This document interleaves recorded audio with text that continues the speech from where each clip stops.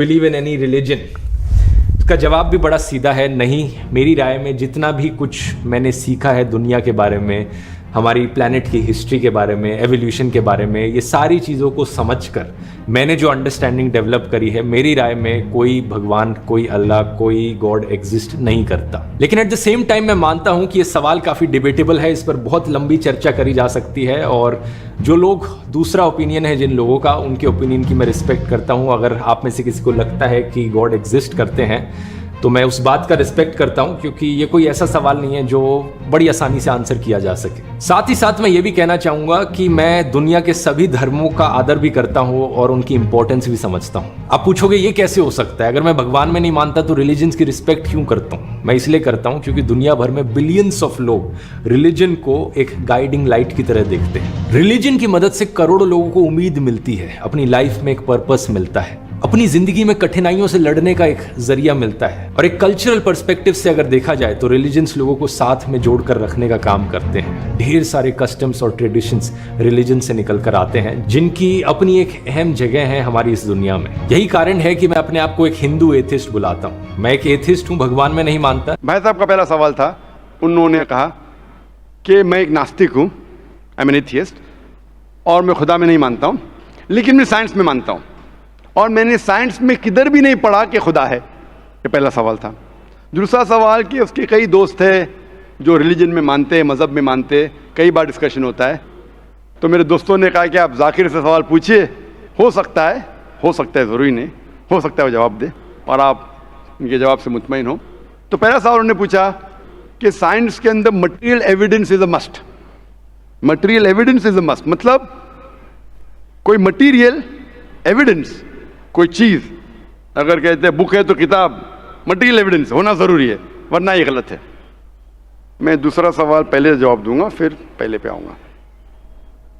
मैं साहब, material evidence is a must, ये साइंस कहती है। मैं भी साइंस का स्टूडेंट हूँ।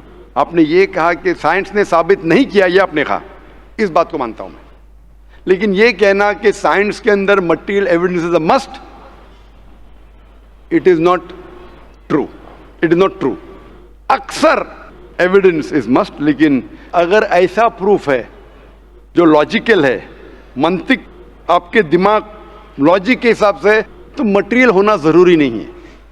जैसे हम जानते हैं कि स्कूल में मैंने पढ़ा था कि 3 स्टेट ऑफ मैटर है, सॉलिड, लिक्विड, गैस, बराबर। अभी हम जानते हैं कि 4th स्टेट आ गया, called as plasma, interstellar matter. हम कहते थे वैक्यूम, वैक्यूम मटेरियल नहीं, बड़ा वैक्यूम में मानते हैं। तो ये ज़रूरी नहीं, मटेरियल होना ज़रूरी है, अक्सर होना चाहिए, बट फ़र्ज नहीं है। लेकिन मंतिक से, लॉजिक से अगर प्रूफ कर सके, ठीक है। मिसाल के तौर पे आपको अमेरिका जाना ज़रूरी नहीं मानने के लिए अमेरिका वजूद में है। अमेरिका मटेरियल है, ठीक है, ज़मीन है। आपको अमेरिका जाना ज़रूरी नहीं है, अमेरिका का फ़ोटो देखना ज़रूरी नहीं है। अगर कोई लॉजिकली प्रूफ कर चुका है, आप उसके लॉजिकल आर्ग्यूमेंट्स में मानते हैं, तो आप संतुष्ट होंगे, आपको यकीन हो जाएगा कि अमेरिका है। उसी तरीके से वैक्यूम, इसी तरीके से कितने चीज़ें हैं जो साइंस ने प्रूफ किया है विदाउट मटेरियल एविडेंस।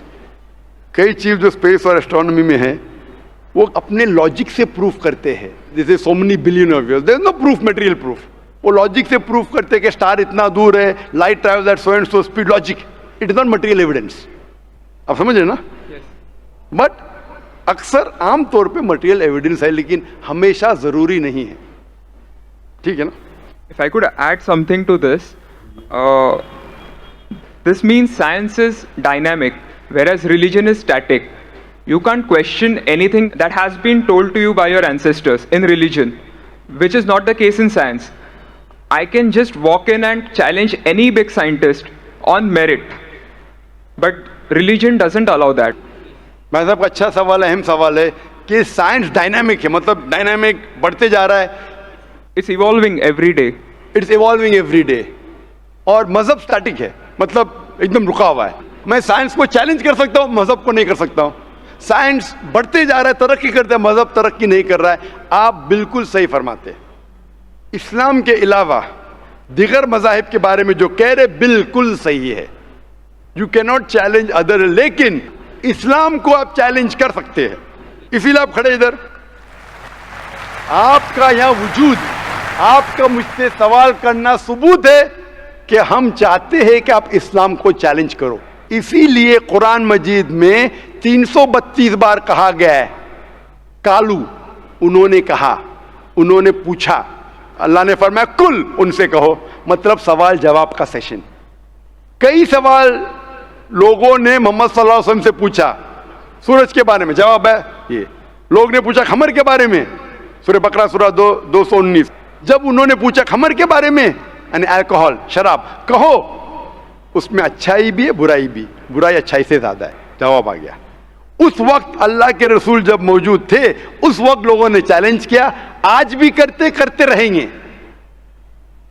जहां आपका सवाल रहा कि science is advancing, religion static, कुछ बातों में मैं मानता हूं, जब आप चोटी पे पहुंच गए है, सबसे highest point in the world is which mount Everest.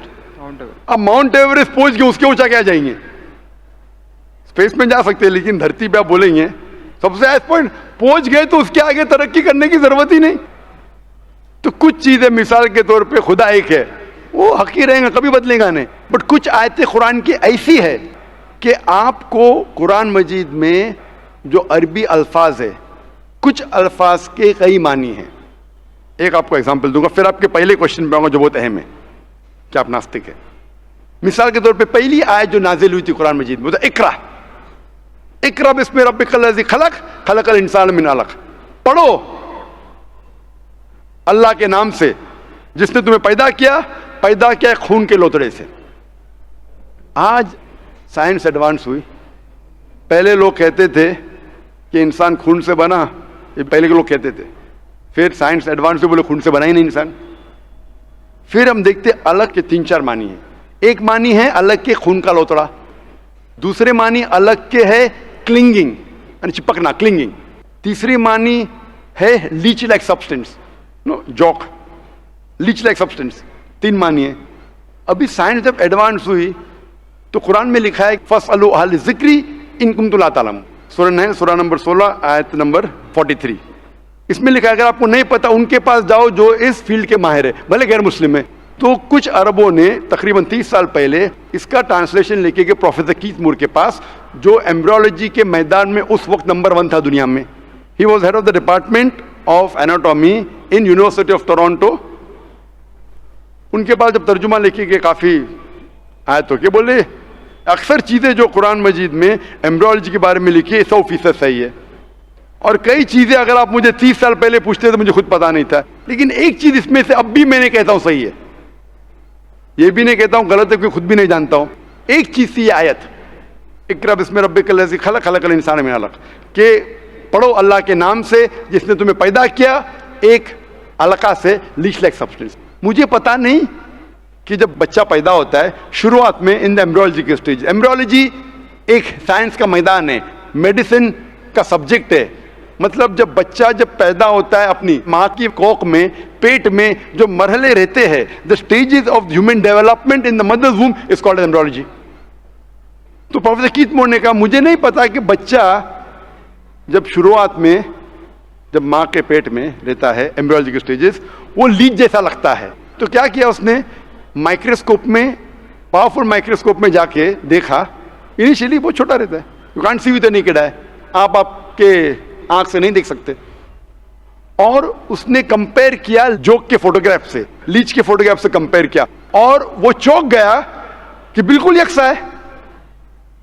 उस वक्त हमें पता नहीं था, पता लगता है कि कुरान की आयत इकरा बिस्मि रब्बिकल लज़ी, उस वक्त हम तर्जुमा करते थे खून का लोतरा, खून का लोतरा। पहले लोग यकीन करते फिर बोलते तो गलत है, खून का लोतरा तो है ही नहीं, कुरान गलत है। अब पता चला वो खून का लोतरा उसकी मानी नहीं थी, मानी थी लीच लाइक सब्सटेंस। जब और तहकीक के पता चला कि जब बच्चा अपनी मां के पेट में रहता है, यूट्राइन वॉल को क्लिंग करता है, it clings to the uterine wall, clinging work भी हो गया। थर्ड हमें पता चला कि मां के पेट में जो बच्चा रहता है वो it act like a leech, blood sucker, वो मां के जरिए खून हासिल करता है, लाइक अ ब्लड सकर। 3 मानी सही हो गए। आज ये भी पता चला कि पहले चंद हफ्तों में ब्लड खून सर्कुलेट नहीं होता है और दिखने में वो खून का लोतरा लगता है। जो हम समझते थे 20 साल पहले खून का लोतरा गलत तर्जुमा है, आज पता लगता है कि चारों तर्जुमे सही है। खून का लोतरा भी सही है, वो चिपकता है, clings to the uterine wall, वो भी सही है, वो जॉक लीच जैसा दिखता है वो भी सही है, लीच जैसा बिहेव करता है वो भी सही है, चारों सही है। हमें यकीन है कि अल्लाह खुदा हमारा ईश्वर, आप मानेंगे नहीं ईश्वर में अभी, वो इसलिए पहले सवाल का जवाब पहले देखना अच्छा होता था। वो सबसे बेहतरीन साइंटिस्ट है, मैं उसके ऊपर आऊंगा। तो ये कहना कि तरक्की नहीं कर रहा है, कुछ बातों में जहां हम पहुंच चुके हैं चोटी पे, ये कहना इस तरीके से साइंस में भी, साइंस से हार्ट पंप्स ब्लड, कभी भी चेंज नहीं होंगे। कितनी भी साइंस तरक्की करे, हमको हार्ट के बारे में और चीज पता लग सकती है, उसके 4 चेंबर्स है, हर चेंबर के वॉल्व है, वेंट्रिकल और, लेकिन ये चीज कि हार्ट पंप्स ब्लड, दिल खून को पंप करता है, कभी भी नहीं बदलेगा। सही क्या नहीं? मैं डॉक्टर हूं, तब ये हक है, अल्लाह है कि कभी भी नहीं बदलेगा कुछ चीज। तो ये कहना कि साइंस हमेशा तरक्की कर रहा है, गलत है। जब भी चोटी पे नहीं पहुंचा उस चीज में तरक्की कर रहा है, जब भी चोटी पे नहीं पहुंचा उसमें तरक्की कर रहा है, जब भी चोटी पे पहुंच गया जिस बात पे कभी भी नहीं बदलेगा। आज साइंस कहती है बिग बैंग के बारे में कि हमारी यूनिवर्स एक थी, फिर एक धमाका हुआ, वो कभी भी नहीं बदलेगा। ये हो सकता है कि हमें और नॉलेज मिलेंगे, धमाका कैसे हुआ, क्या हुआ। तो जितने बाकी थियोरीज थे about the universe creation, steady state is proved wrong. जब स्टीवन हॉकिंस ने प्रूफ किया, इसमें कोई राय नहीं। ये हो सकता है कि और हमें इंफॉर्मेशन मिल सकती है किस तरीके से बैंग हुआ। तो इस तरीके से कुछ चीज साइंस हक है, कभी भी नहीं बदलेंगी, कुछ चीज बदल सकती है। तो मैं जब कुरान और साइंस के बारे में बात करता हूं, उस चीज के बारे में बात करता हूं which is the scientific fact, कभी भी नहीं बदलेंगे। मैं आपके पहले सवाल पे आऊंगा, अभी पहले सवाल पे आऊंगा, फिर हो सकता है तीसरे चौथे का जवाब मिल जाए।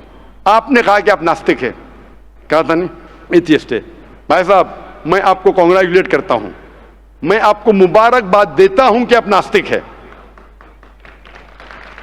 आप सोचते होंगे क्यों मैं मुबारकबाद दे रहा हूं आपको, सोचते होंगे ना कि ये जाकिर से सवाल पूछ रहा हूं, उसकी मेन जड़ को काट रहा हूं मैं और मुबारकबाद दे रहा हूं। सोच रहे ना, सोच रहे क्या नहीं? क्यों मुबारक मैं आपको बोलता हूं। अक्सर लोग दे डू ब्लाइंड बिलीफ, अंधविश्वास।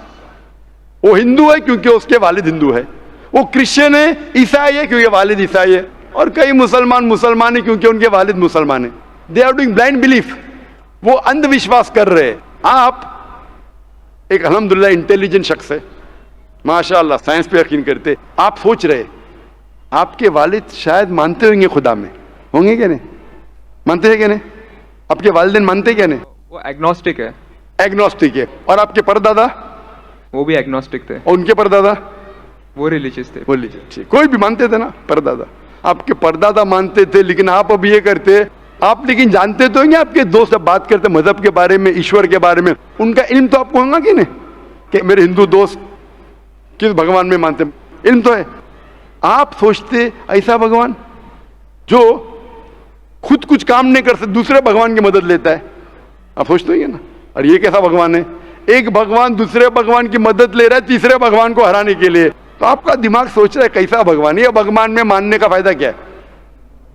तो मैं आपको कॉन्ग्रेचुलेट करता हूं, मुबारकबाद देता हूं, क्योंकि आपने हमारे इस्लाम का, हमारे ईमान का, हमारे शहादा का पहला हिस्सा कहा, ला इलाहा, देयर इज नो गॉड, कोई भगवान नहीं। आप समझे ना? आपने हमारे शहादा, हमारे ईमान, हमारे इस्लाम की बुनियाद का पहला हिस्सा कहा, जो अहम जुमले का पहला हिस्सा कहा, देयर इज नो गॉड, ला इलाहा, आप कोई भी खुदा में नहीं मानते। इसीलिए मैं आपको मुबारकबाद दे रहा हूं। वो बाकी जो गैर मुसलमान है, जो हिंदू है, क्रिश्चियन है, मुझे पहला उनसे बहस करने पड़ेगा कि आप जिस खुदा में मानते हैं वो गलत खुदा है, फिर साबित करने पड़ेगा इल्लल्लाह, बट अल्लाह, जो मैं इंशाअल्लाह करूंगा। डबल काम, आपके लिए आधा काम मेरा हो चुका है, आप समझे ना। इसीलिए आप के साथ मेरा आधा काम हो चुका है, वो क्रिश्चियन को पहले साबित करने पड़ेगा, अरे भाई साहब ईसा अलैहिस्सलाम खुदा नहीं है, मेरा वक्त जाएगा। हिंदू को बोलने पड़ेगा, भाई आप जिस भगवान में मानते, ईश्वर में मानते, मूर्ति में मानते, गलत है। आप तो पहला पार्ट कह चुके हैं हमारा, मानते हैं, दूसरा पार्ट बट अल्लाह इंशाअल्लाह मैं आपको साबित करूंगा। मैं आपसे सवाल पूछना चाहता हूं, आप माशाअल्लाह साइंस में मानते हैं, मैं भी साइंस में मानता हूं, आप साइंस पे यकीन करते हैं, अल्हम्दुलिल्लाह, मैं भी लिमिटेड जहां तक के सही है मानता हूं। मैं आपसे सवाल पूछना चाहता हूं कि अगर एक चीज अगर आपके सामने लेके आऊंगा मैं, जो कोई भी इंसान ने कभी भी नहीं देखा, पहली बार कोई इंसान देख रहा है, और मैं आपसे पूछूंगा कि इसका मैकेनिज्म सबसे पहला शख्स कौन बोलेगा?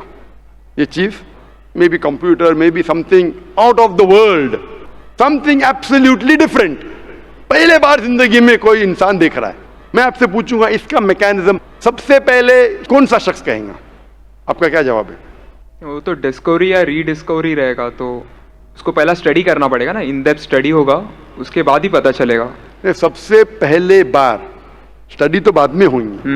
मेरा सवाल यह है कि सबसे पहला शख्स कौन रहेगा उसके बारे में जो कह सकेगा, मैकेनिज्म के बारे में? जो डिस्कवरर है, वो जो डिस्कवर करेगा वो चीज को। मिसाल के तौर के ऊपर अगर कोई गाड़ी बनाता है, गाड़ी तो डिस्कवर किसने नहीं किया, वो तो बना रहा है। गाड़ी तो इन्वेंट किया था, इन्वेंट ने बनाया है, वो इन्वेंटर गया, एक नई गाड़ी लेके आऊंगा, बोलूंगा लेटेस्ट मॉडल है, कौन जानता है? आप क्या बोलेंगे? गाड़ी को अगर एक गाड़ी अभी है, मैं उसको पूछूंगा मारुति कार 800 कौन जानता है, तो आप क्या उस पर तहकीक करेंगे? नहीं। आप क्या बोलेंगे कौन जानता है मारुति 800 के बारे में? अब तहकीक करेंगे जवाब देने के लिए, तहकीक करने पे तो एक हफ्ता एक साल निकल जाएगा। जवाब क्या है? मैं अंदर के बारे में जानना नहीं चाहता हूं, यह पूछना चाहता हूं कि सबसे पहला शख्स कौन होगा जो उसके बारे में जानता है। तो क्या जवाब रहेगा आपका? आप साइंटिस्ट है माशाल्लाह। जिसने बनाया रहेगा उसको पता है। बराबर, जिसने बनाया है।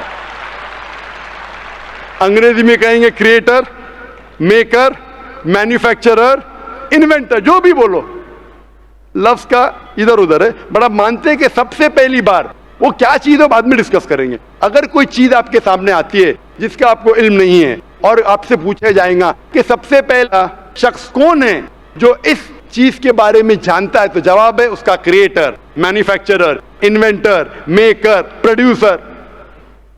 तकरीबन मानी एक है। यह जवाब आपके ध्यान में रखिए। अभी मैं आपसे पूछना चाहता हूं, यह कायनात जो है, ये कायनात यूनिवर्स है, ये वजूद में कैसे आई? On its own. Science study कर रहा है। नहीं, आपने कहा आप साइंस के स्टूडेंट हैं क्या? नहीं। हाँ हूँ। Big bang, actually big bang theory में मानते हैं। Big bang today is an irrefutable proof for the scientist. There may be some people differing, ऐसा डिफरेंस ऑफ ओपिनियन सब में है, सब चीज में डिफरेंस ऑफ ओपिनियन है। But tomorrow if someone can come up with a better theory and he can prove big bang is wrong, someone comes up, वो कल की बात है।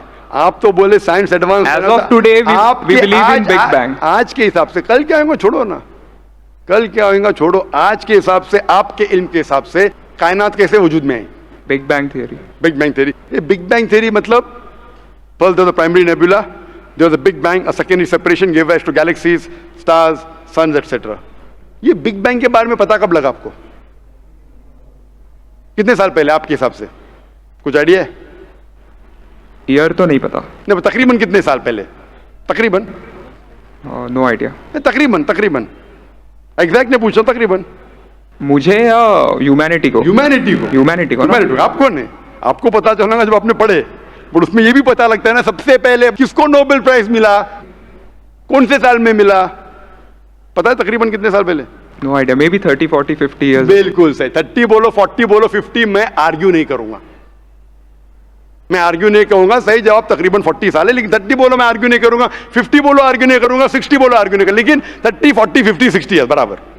ये लफ्ज जो आप कह रहे हैं, ये जो बिग बैंग के बारे में कुरान मजीद में 1400 साल पहले लिखा हुआ है, सूरह अंबिया में, सूरह नंबर 21 आयत नंबर 30 में, अवलम यरल लज़ीना कफरू, क्या वो काफिर नहीं जानते, अन्ना समावाति वल अर्द, ये आसमान और धरती एक थे। अवलम यरल लज़ीना कफरू अन्ना समावाति वल अर्द कानत रतकन फफ्तकनाहुमा, और एक धमाका हुआ और ये अलहदा हुए।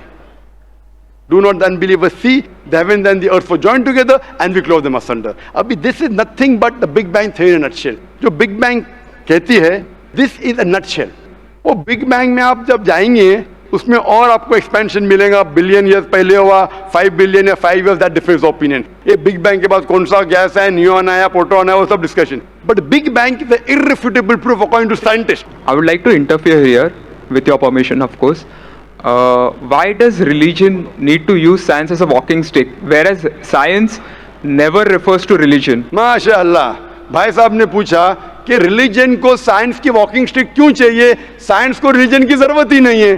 भाई साहब, रिलीजन को साइंस की जरूरत नहीं है, साइंस को रिलीजन की जरूरत है। इसीलिए Albert Einstein who got a Nobel Prize winner, famous physicist, उसने कहा science without religion is lame and religion without science is blind. That was his personal opinion. I would just like to say one thing. When a जवाब doctor... दिया ना अभी तक के? Okay. जवाब complete नहीं। I think it would be better if I just add. No, you can add, but you keep on adding every sentence, the main will go away. Right. Otherwise, every time you can keep on arguing, the whole thing will take 10 hours. For that, we can have a private discussion. Sure. Fine? We'll have private discussion. We'll discuss 1 hour, 5 hours, 10 hours. Tomorrow night you come. Till morning no problem. Not that I'm running away. Then everyone will think that, why are you giving this person? Is it your personal thing? No. So then, fine. What the main thing is, because if you want to keep on beating, or you can keep on asking counter question, it'll keep on going. No, I don't want to beat around the bush. No, not beating around the bush. Let's get to the main subject first.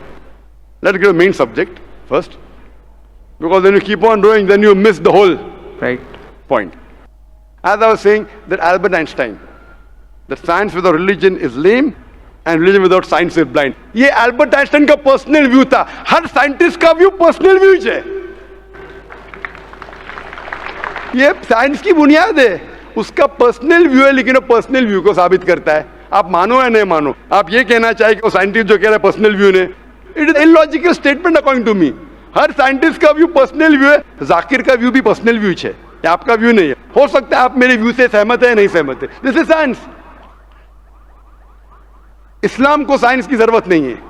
आप science का सहारा क्यों ले रहे? क्योंकि आप science में मानते इसलिए सहारा ले रहा हूं। आप साइंस में नहीं मानेंगे, मैं साइंस का सहारा नहीं लूंगा। कुरान की आयत है, कुरान में अल्लाह ताला फरमाते सूरह इमरान में सूरह नंबर 3 आयत नंबर 64 में, तालू इला कलिमतिन सवाइन बैना बैनकुम, आओ हम उस बात की तरफ जहां पर हम यकसा है। सबसे पहली बात, अल्लाह नअबुद इल्लल्लाह, कि हम सिर्फ अल्लाह की इबादत करें।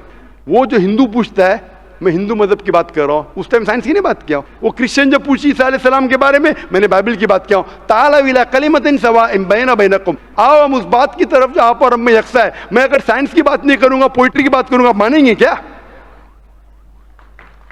मैं शेर शायरी करूंगा, बोलेंगे क्या शेर शायर, मैं तो साइंस वाला आदमी हूं। क्योंकि आप साइंस में मानते हो, मैं साइंस की बात कर रहा हूं। मैं वेद कोट कर रहा हूं, नहीं कोट कर रहा हूं। मैं गीता कोट कर रहा हूं, नहीं कोट कर रहा हूं। बाइबल कोट, उधर वेदा कोट किया हूं, गीता कोट किया हूं, उधर साइंस नहीं कोट किया हूं। तो कुरान इज अ मास्टर की, सारे ताले की चाबी है। चाहे वेद हो, चाहे बाइबल हो, चाहे भगवत गीता हो, चाहे साइंस हो।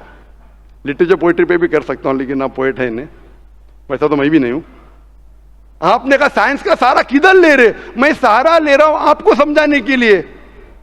आप बोलेंगे अब हिंदी में क्यों बात, क्यों हिंदी समझते?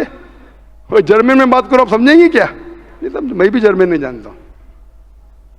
क्योंकि आपने कहा कि I am a man of science. आप अगर नहीं कहते तो साइंस की बात करता ही नहीं था। तो ये सवाल आप सवाल करते जा सकते, इट इज जस्ट डाइवर्जन। आप अगर साइंटिस्ट से ये सवाल कर रहे, अगर ये गांव का आदमी मुझे सवाल किया तो भानु भी, आप अपने आप को साइंटिस्ट कह रहे, फिर बोलते साइंस का सहारा क्यों ले रहे? क्योंकि आप साइंस में मानते हैं। मेरा सवाल था कि ये चीज कुरान में किसने लिखा बिग बैंग के बारे में आपके हिसाब से? ये कुरान 1400 साल पुराना है, ठीक है? ये कुरान में किसने लिखा? I have no idea. I haven't read Quran. नहीं, लेकिन मैं हवाला दे रहा हूं ना, और आप तर्जुमा पढ़ सकते हैं। मैं झूठ नहीं बोल रहा हूं। Maybe Prophet Muhammad. Maybe Prophet Muhammad. May be हो सकता है, ठीक। I don't know. May be, ठीक है, सही है गलत, मे बी। ये दुनिया जो हमारी है, दुनिया का शेप क्या है? What is the shape of this earth? Circular. सर्क्यूलस, Circle. It's ovoid. जियोस्फेरिकल। मैं जरा मदद कर रहा हूं, क्योंकि मैं जरा साइंस के डिग्री में जरा हायर लेवल हूं, मैं डॉक्टर हूं। आपकी डिग्री क्या पता नहीं, मैं साइंस स्टूडेंट हूं, तो मदद करना हर इंसान का फर्ज है। सर्कल मतलब फ्लैट है, it should be spherical, you should say. Better than spherical is geospherical, exact, correct ना? सर्कल करेक्ट है कि जियोस्फेरिकल करेक्ट है? You are right. Geospherical, ovoid भी करेक्ट है, जियोस्फेरिकल। ये कभी पता चला आपको? कितने साल पहले? नहीं पता, मैं आपकी मदद करूंगा क्योंकि मैं भी साइंस का स्टूडेंट हूं, इस्लाम के अलावा साइंस का स्टूडेंट भी हूं। ये सबसे पहले जो इंसान ने जाना और साबित किया कि the world is spherical is sir Francis Drake. सन 1577 में जब दुनिया के गोल वो सेल किया, उसने साबित किया कि दुनिया गोल है। कुरान मजीद में अल्लाह ताला फरमाते सूरह नाज़ियात में सूरह नंबर 79 वर्स नंबर 30 में, वल अर्द बाद ज़ालिका दहाहा, और हमने इस अर्थ को, इस जमीन को दहाहा बनाया। दहाहा अरबी लफ्ज जो आता है धुइया से, जिसका मतलब एग शेप। और हम जानते हैं earth completely round like a ball ने, it is flatten from the poles, geospherical shape. और ये धुइया है, ये आम अंडा नहीं है, it is an egg of an ostrich, शतुरमुर्ग का अंडा है। और अब शतुरमुर्ग का अंडा देखेंगे, इट इज जियोस्फेरिकल शेप। तो कुरान मजीद में 1400 साल पहले कौन लिख सकता है कि द अर्थ वॉज जियोस्फेरिकल शेप? मेरा सवाल है, कौन लिख सकता है? उस वक्त कौन जानता था? ये पता कब लगा? 400 साल पहले। तो 1400 साल पहले कौन लिख सकता है?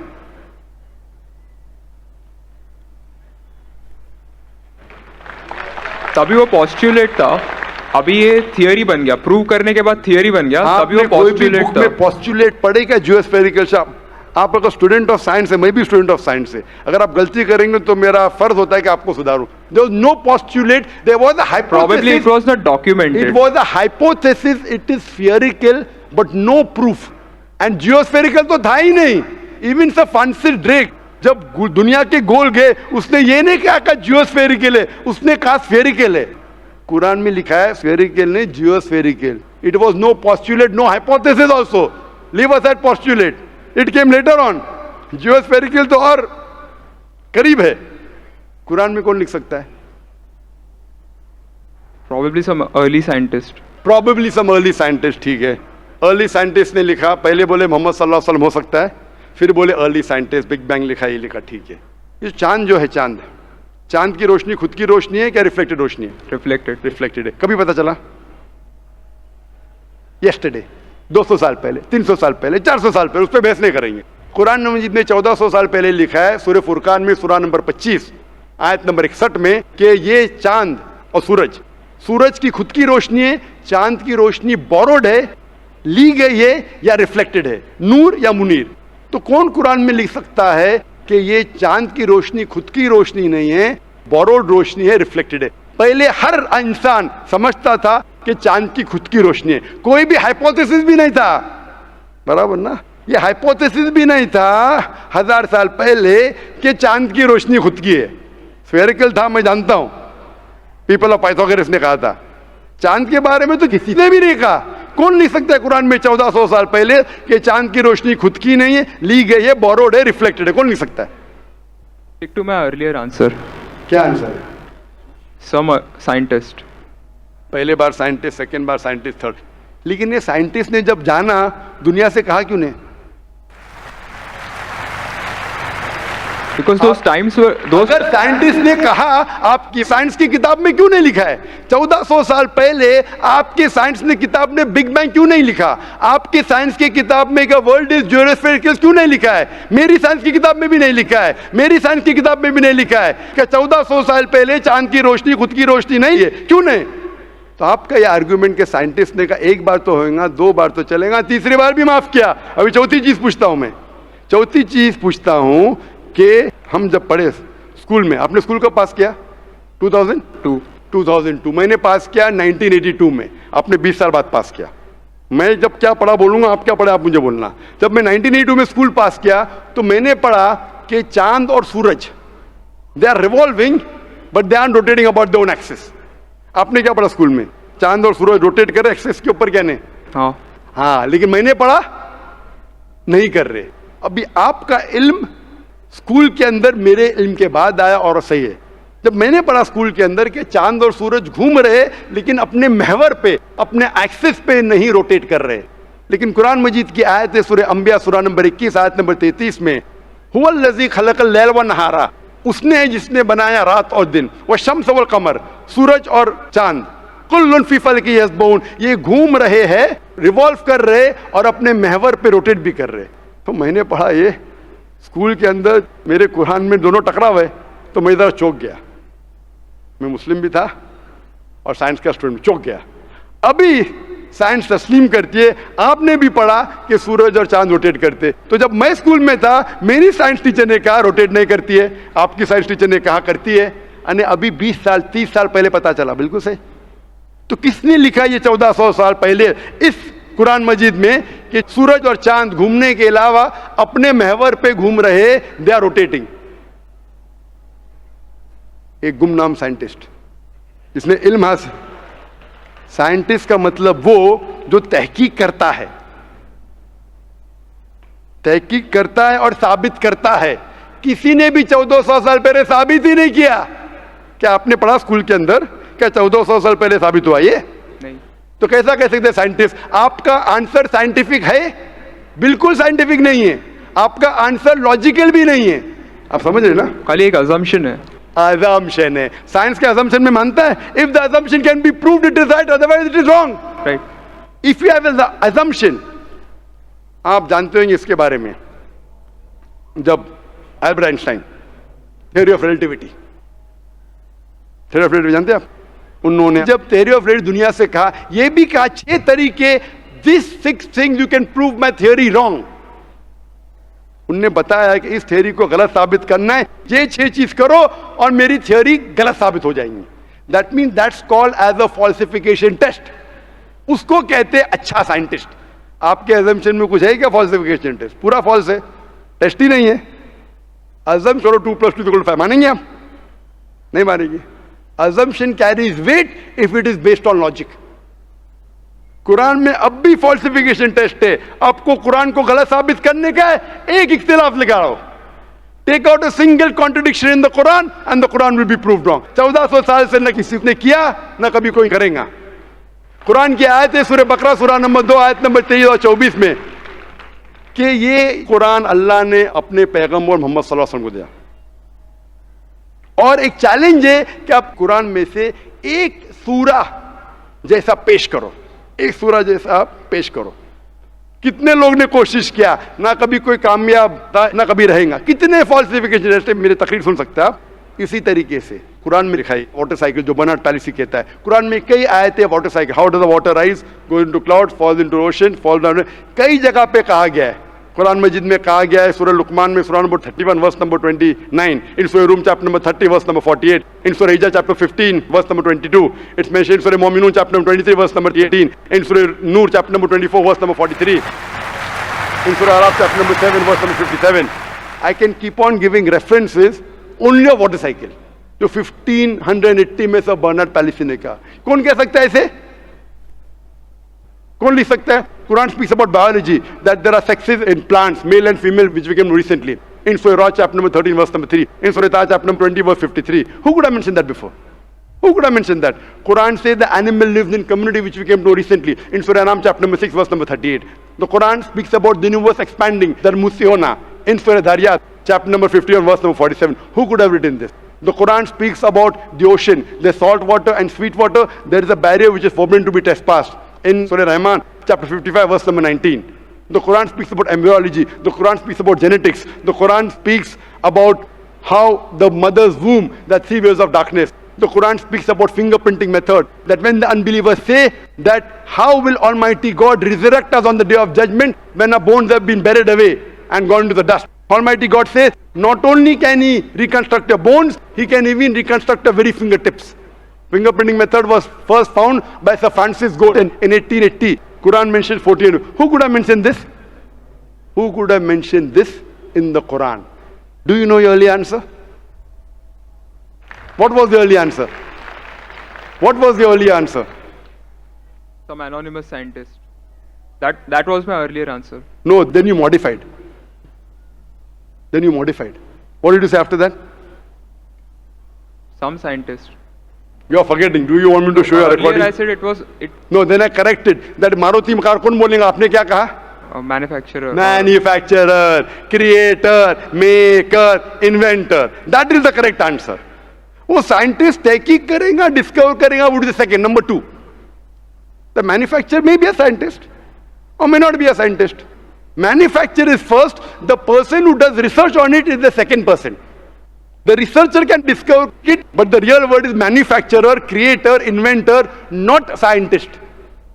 There are many non-scientist people who make table chair. Scientist थोड़ी बनाता है, कारपेंटर बनाता है. तो कारपेंटर को पता है कि चेयर कैसे रखना चाहिए, बराबर ना.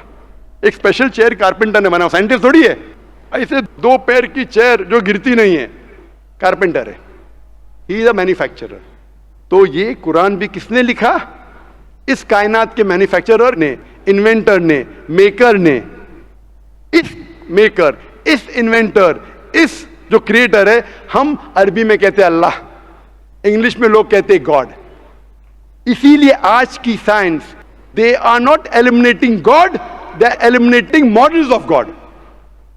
That's the reason Francis Bacon, a very great philosopher and scientist, he said that little knowledge of science makes you an atheist and in-depth knowledge of science makes you a believer in God.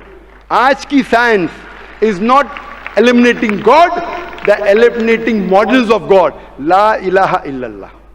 So the more science you know, shallow knowledge of science will make you an atheist.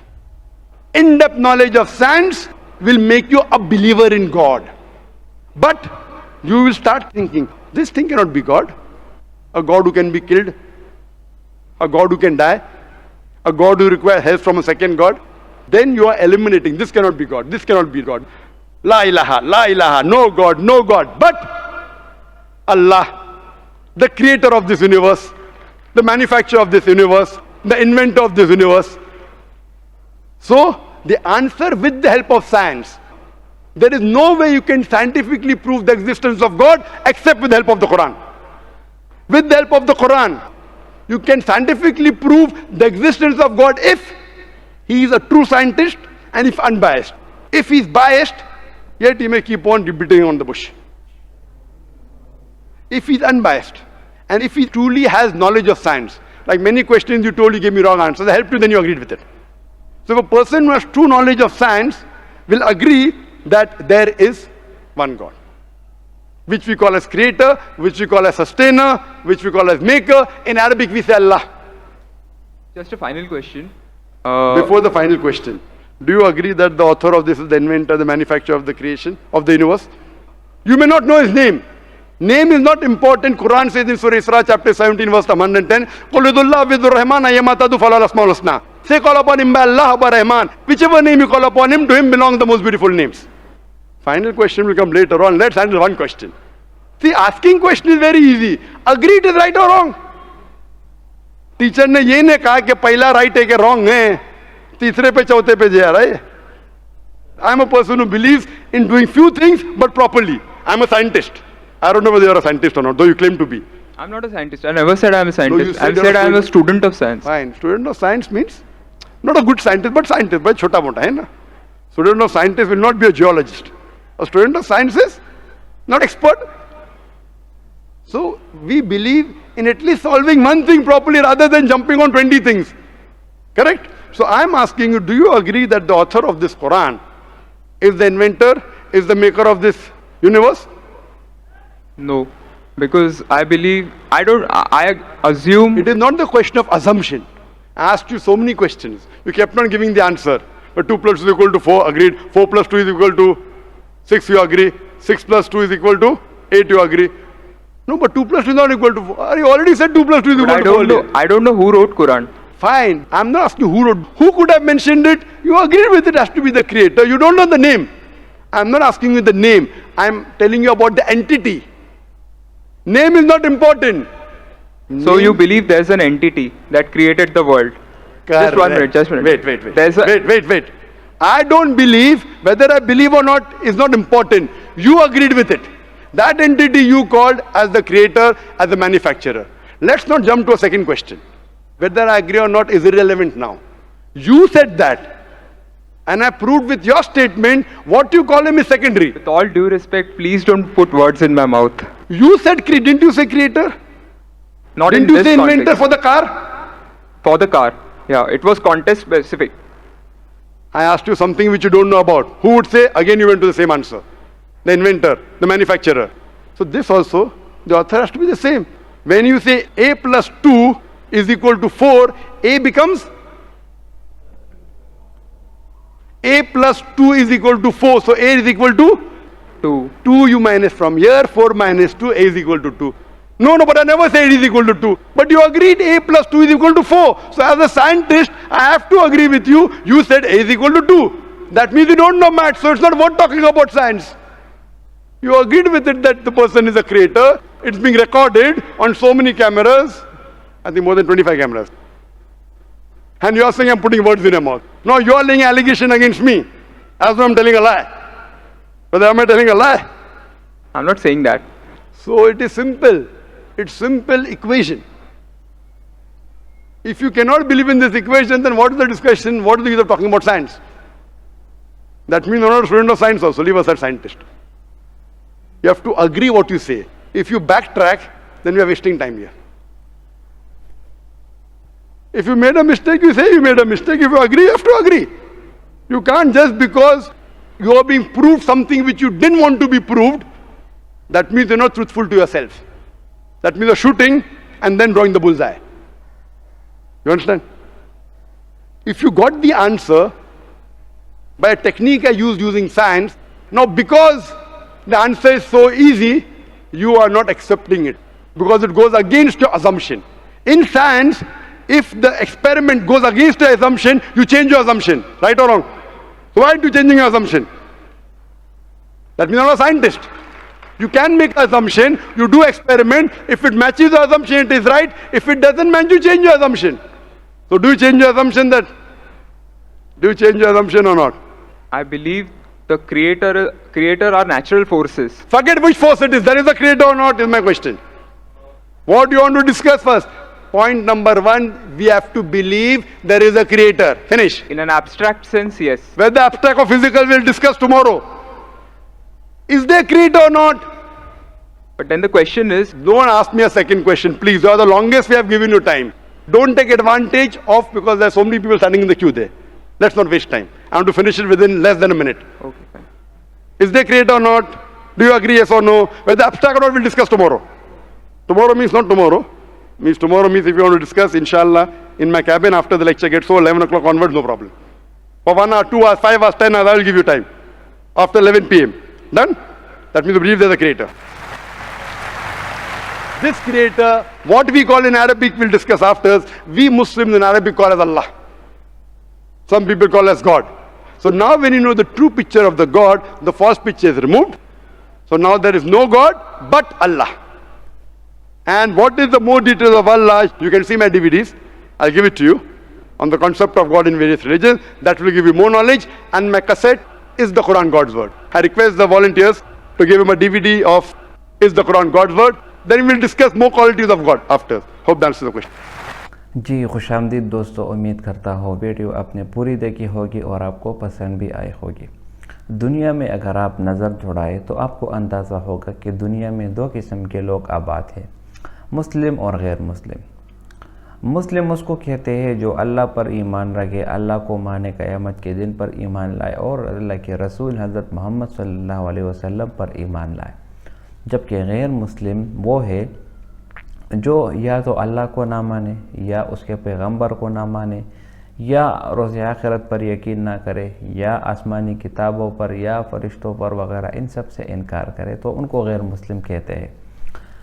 बाज़ मुल्हिद लोग जो western से और इसी तरह liberal तरीके से ज़्यादा मुतासिर हुए होते हैं, वो ये कहते हैं कि इस्लाम हमेशा एक लोगों को तकसीम करते हैं। इस्लाम एक तकसीम का मज़हब है क्योंकि इस्लाम लोगों को तकसीम करती है मुस्लिम और गैर मुस्लिम को। तो मैं आपको जवाब देना चाहता हूँ कि जितने भी ये लिबरल्स लोग हैं, जितने भी ये वेस्टर्न लोग हैं, ये भी तो लोगों को तकसीम ही कराती है। अगर आप यहूदियों की तरफ देखें तो वो भी लोगों को 2 हिस्सों में तकसीम करती है, यहूदी और गैर यहूदी। इसी तरह ईसाईयत को अगर आप देखें तो वो भी लोगों को 2 हिस्सों में तकसीम करती है, ईसाई और गैर ईसाई। इसी तरह हिंदू में तकसीम करती है, हिंदू और गैर हिंदू। तो जिस तरह ये लोग तकसीम करते हैं तो इसी तरह इस्लाम भी तकसीम करती है, लेकिन हमेशा ये लोग इस्लाम की तरफ हाथ उठाते हैं। और हमेशा इनकी जलन इस्लाम से बहुत ही ज़्यादा होती रहती है। लेकिन इस्लाम ने हमेशा अमन का दर्स दिया है। कुरान में अल्लाह ताला फरमाते हैं कि अगर किसी ने एक मुसलमान की, अगर किसी ने एक इंसान की जान बचाई तो इसने पूरी इंसानियत बचाई, और अगर किसी ने एक इंसान को कत्ल किया तो गोया इसने पूरी इंसानियत को कत्ल की। तो इंसानियत के नाम पर अगर इस्लाम से बड़ा मजहब कोई है तो वो आप बिल्कुल भी नहीं पैदा कर सकते और ना ही आप पाओगे। तो इंसानियत के लिए जो सबसे ज़बरदस्त मशअल राह है वो इस्लाम का है, और वो इस्लाम का मजहब है। कोई भी दूसरा मजहब, ईसाईयत, यहूदियत या हिंदुइज़म, वो इसमें आप इंसानियत वाली बात आप नहीं जांच पाएंगे।